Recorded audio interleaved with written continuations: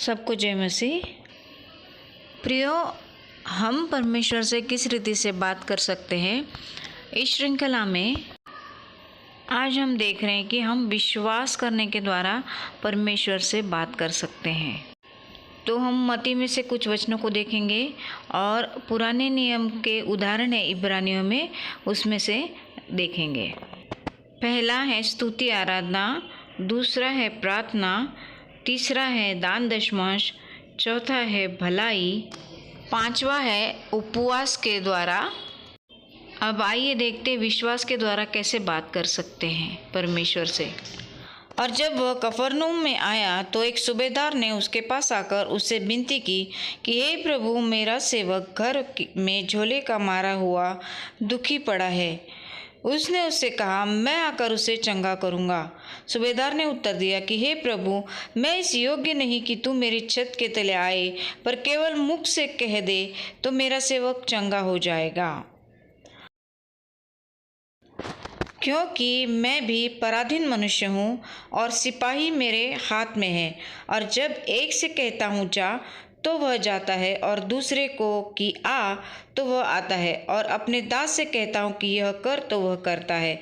यह सुन यीशु ने अचंभा किया और जो उसके पीछे आ रहे थे उनसे कहा, मैं तुमसे सच कहता हूँ कि मैंने इज़राइल में भी ऐसा विश्वासी नहीं देखा। और मैं तुमसे कहता हूँ कि बहुतेरे पूर्व और पश्चिम से आकर इब्राहिम और इसहाक और याकूब के साथ स्वर्ग के राज्य में बैठेंगे, परंतु राज्य के संतान बाहर अंधियारे में डाल दिए जाएंगे, वहाँ रोना और दांतों का पीसना होगा। और यीशु ने सूबेदार से कहा, जा, जैसा तेरा विश्वास है वैसे ही तेरे लिए हो। और उसका सेवक उसी घड़ी चंगा हो गया।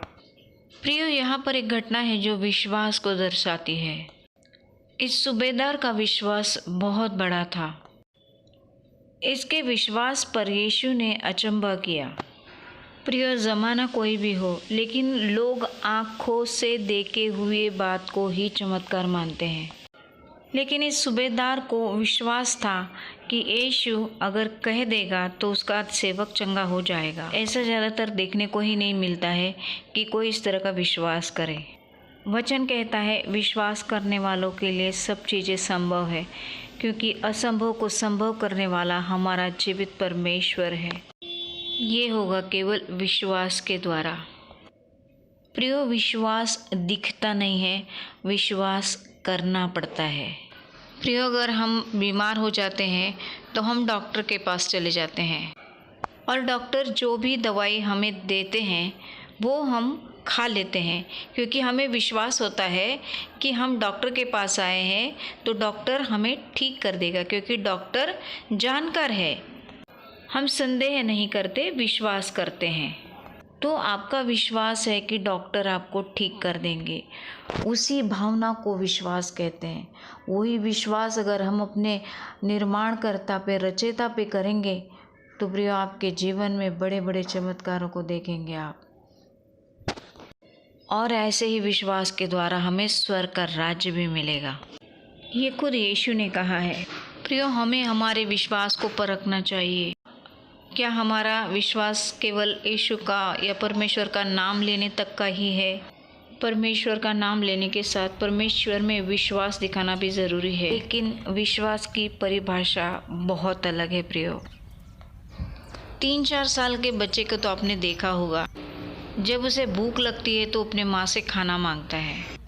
अब उसको कुछ भी पता नहीं है खाना है या नहीं है, लेकिन वो मांगता है तो उसे विश्वास होता है कि मैंने मांगा है माँ से खाना तो माँ मुझे खाना देगी।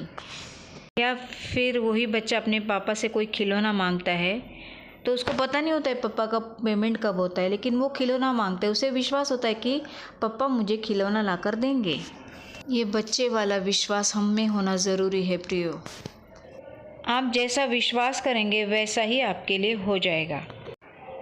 पुराने नियम से हम नूह और अब्राहम का विश्वास देखेंगे। ये दोनों उदाहरण शॉर्ट में इब्रानियों के पुस्तक में थे, इसलिए मैंने इब्रानियों के पुस्तक में से लिया है, जो संक्षिप्त में दोनों के बारे में बताते हैं।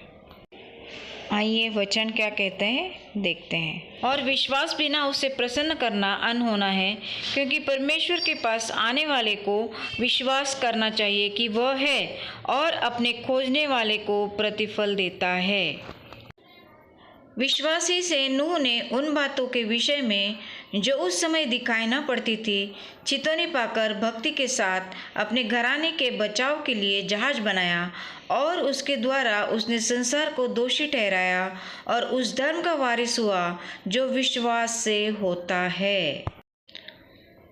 विश्वास ही से इब्राहिम जब बुलाया गया तो आज्ञा मानकर ऐसी जगह निकल गया जिसे मीरास में लेने वाला था, और यह न जानता था कि मैं किधर जाता हूँ, तो भी निकल गया। विश्वास ही से उसने प्रतिज्ञा किए हुए देश में, जैसे पराये देश में परदेसी रहकर, इसहाक और याकूब समेत जो उसके साथ उसी प्रतिज्ञा के वारिस थे, तंबुओं में वास किया। प्रियो, परमेश्वर ने नूह को जहाज बनाने को कहा और बिना सवाल किए नूह ने जहाज बनाया, और आज हम नूह के वंशज के हैं।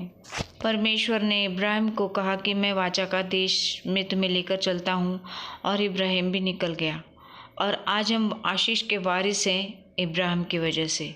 तो प्रियो, जब हम ऐसा विश्वास करते हैं कि जो चीज़ हमने देखी नहीं है और वो हमें मिल गई है, परमेश्वर की आवाज़ को हम सुनते हैं, वो करते हैं, तो बड़ी बड़ी आशीषों को हम देखते हैं। तो प्रियो, अगर आप परमेश्वर से घर मांगते हो, नौकरी मांगते हो या पेट का फल मांगते हो, तो संदेह मत कीजिए, विश्वास कीजिए, क्योंकि परमेश्वर के लिए कोई भी चीज़ असंभव नहीं है।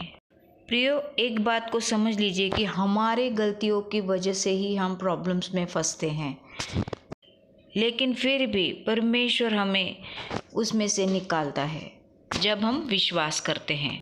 विश्वास केवल परमेश्वर परख सकता है। हम तो बोलते हैं हमने विश्वास किया, जो चीज़ हम मांगते हैं और वो हमें मिल जाती है, इसका मतलब हमारा विश्वास वहाँ पर काम कर गया। हम मांगते रहते वो पूरा नहीं होता, इसका मतलब हमारा विश्वास कम पड़ गया। जो कुछ मांगते हो वो समझ लो कि मेरे लिए परमेश्वर ने ये कर दिया, अभी हुआ नहीं है लेकिन कर दिया। तो ये विश्वास सिखाने के द्वारा भी हम परमेश्वर से बात करते हैं। प्रियो, विश्वास मतलब सकारात्मक भावना जो हम परमेश्वर के प्रति दिखाते हैं कि वो है। परमेश्वर आप सबको आशीष दे।